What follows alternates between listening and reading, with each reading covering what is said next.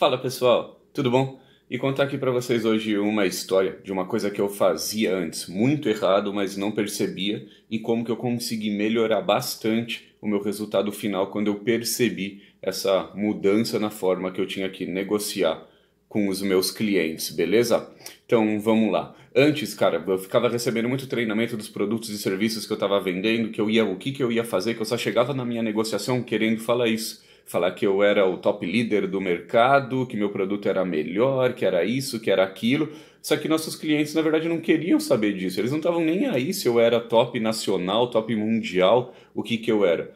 Muitas vezes o que funciona para a maioria das pessoas não vai funcionar para todos os clientes. Pelo menos é isso que passa na cabeça dos clientes. Mesmo que ele realmente precise do seu produto. Não é assim que a gente deve chegar na negociação. O cliente quer sim fazer parte de um grupo, é bom para ele, é bom para a gente como ser humano se sentir parte de um grupo, mas isso não necessariamente significa que esse grupo são todos, que se a gente for líder mundial, a gente vai ser bom também para esse cara. A gente tem que abordar de um jeito diferente essa negociação. O que eu aprendi e comecei a fazer e comecei a ter melhor resultado, muitos melhores resultados. Antes de falar muito sobre meu produto, eu preciso ter certeza que o cliente sabe que ele tem a necessidade, que o cliente sabe que ele precisa do nosso produto ou serviço. Ou seja, o cliente precisa saber que ele precisa do nosso produto. Isso vai diminuir e muito as objeções que a gente vai receber quando chegar para fechar a venda. Como que a gente faz isso? Tem um passo a passo melhor? Claro que tem. É exatamente isso, é um passo a passo. Você deve pensar em como fazer no começo da negociação ele ficar interessado em ouvir mais de você. E não no começo da negociação você já deve querer fechar logo a venda. Pensa em sua negociação, em seu processo de vendas com várias etapas, que seu objetivo é fazer ele ir de uma etapa a outra, até chegar no fechamento. Isso com certeza vai diminuir e muito as objeções que você recebe. Pelo menos me ajudou aí bastante e tenho certeza que vai ajudar você também, assim como já ajudou outros vendedores que eu conversei também e começaram a aplicar isso daí e me falaram dos resultados que eles estavam tendo. Beleza? Então, como que a gente faz isso? Vamos falar aqui. Lembra sempre no passo a passo. Primeiro de tudo, você tem que fazer ele ficar interessado em ouvir você. Senão, se você se apresentar logo de cara, falar do que você vai falar, iniciar uma reunião, uma chamada fria, o que for, e não conseguir criar logo nesse começo um interesse dele em continuar te ouvindo, ele vai ficar o tempo todo só pensando em como falar não para você. Primeira oportunidade que ele tiver para falar não para você, ele vai dar logo essa objeção que a gente ouve muitas vezes quando a gente não faz esse processo certo. Então a gente tem que deixar ele interessado logo de cara e depois abrir um diálogo. Pensa muito nisso, é um diálogo, não é um monólogo a negociação. É um diálogo que os dois têm que conversar para depois, quando ele ter certeza que ele precisa do seu produto ou serviço, aí sim você entra para fechar a venda como um consultor que entende mesmo do setor que você atua, para querer mostrar para ele que ele pode resolver essa necessidade que ele identificou com o seu produto ou serviço. Para fazer isso, tem dois tipos de perguntas muito comuns, o que chamam de perguntas abertas e as perguntas de duplo clique. O que são? Qual que é a diferença entre elas? As perguntas abertas são aquelas que começam com o que, como, qual, que é você está querendo saber como ele faz tal atividade, querendo entender mais, que nem se fosse um amigo conversando com ele, só interessado em querer saber como que ele realiza tal atividade para você direcionar. Você não está querendo fechar a venda logo de cara, você está querendo direcionar essa negociação até o fechamento.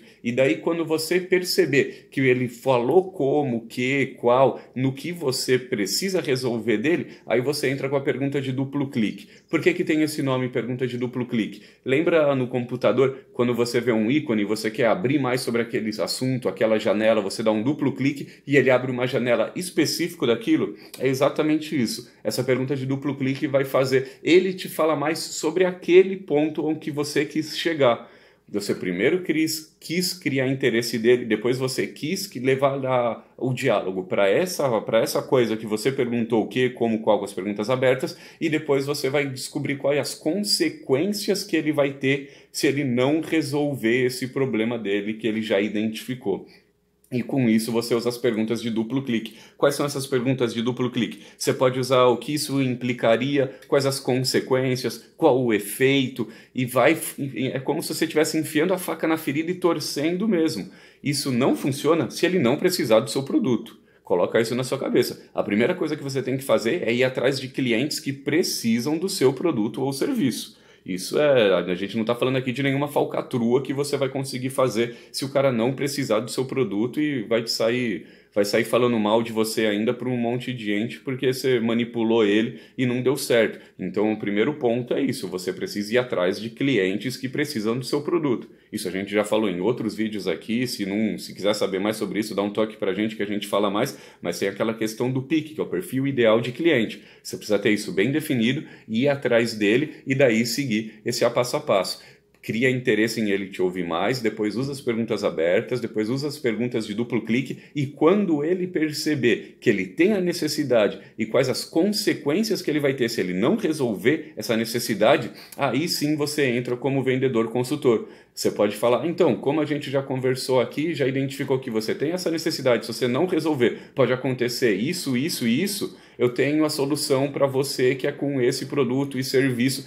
E daí sim você entra mais nas características do seu produto e serviço, que se você falasse isso antes ia parecer uma coisa muito chata, mas se você falar depois do seu cliente praticamente te confessar que ele tem essa necessidade, pode ter certeza que as chances dele te falar alguma objeção lá no final vão ser muito menores. Então, pensa sempre, é o processo, é um passo a passo para você fazer seu cliente perceber que ele tem essa necessidade e que você pode resolver. Você é a melhor opção para ele resolver essa necessidade.